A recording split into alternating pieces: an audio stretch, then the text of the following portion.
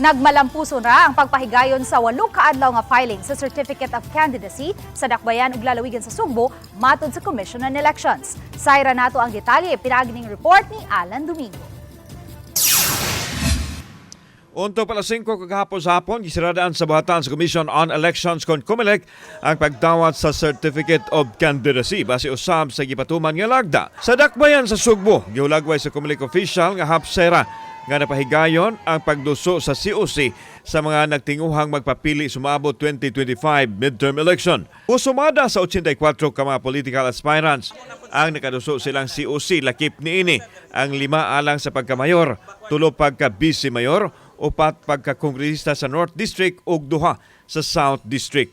Gipadayag ni Attorney Ferdinand Guhilde, election officer sa Cebu City South District, nga tanan nga miduso silang COC gidawat og way na balibaran. Sa pangutana mahitungod sa isyu sa mga posibleng adunay substitution sa mga aspirants, mao kini ang tubag sa COMELEC. Dunay pwede mo substitute pero dili tungod kay dunay ni withdraw. Only because simbako dunay mamatay or dunay ma-disqualify. So mahimo ka ilisan provided you belong to the same political party. Meaning, pag independent ka, di ka pwede mailisan.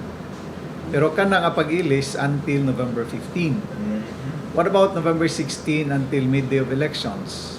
Mahimo gyap mo kailisan kung simbako dunay mamatay or ma-disqualify, but the same political party and same surname. Samtang wala usay nasugatan nga suliran ang Cebu Provincial COMELEC sa 8 kaadlaw nga COC filing.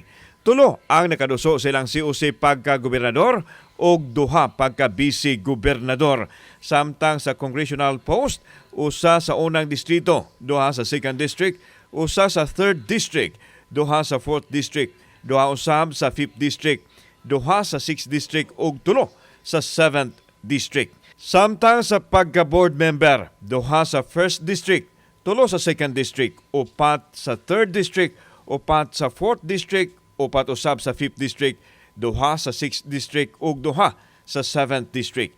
Gihulagway sa COMELEC ug sa PNP nga malinawon sa kinatibuk-an ang pagduso sa COC.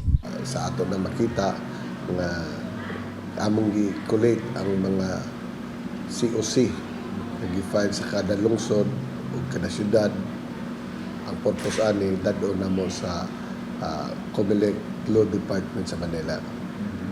Sa purpose Ato siyang i-collect, reviewon to dito, tanawon o sakto ba pagka buhat sa ilang COC and then for records purposes.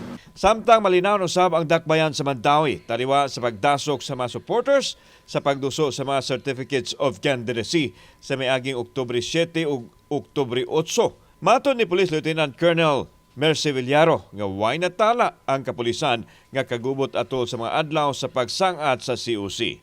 Kauban si Clover Lumayag, ako si Alan Domingo. Balitang Bisdak.